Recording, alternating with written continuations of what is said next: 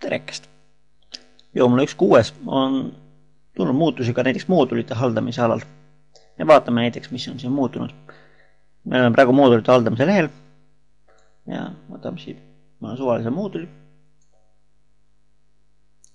Ja tähele, nüüd on võimalik, kui varem ei saanud moodulil määrata, millal selle näitamist alustatakse, millal selle näitamist lõpetatakse, siis nüüd on võimalik juba valida, mis kuupäeval, mis kellaajal mooduli näitamist alustatakse või lõpetatakse.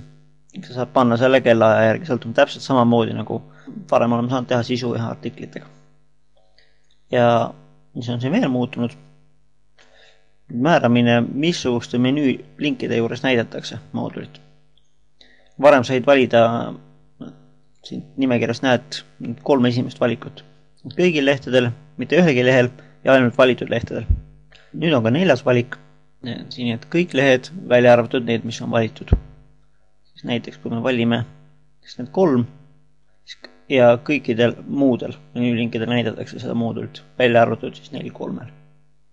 Ja on ka keelanupuga siin juures, et lihtsalt saad ümber lülitada seda valikut. Saad kiiremini, kui on tehtud erinevad valikud, et saad seda kiiresti muuta. Need on mõned uued asjad moodulite haldamise juures.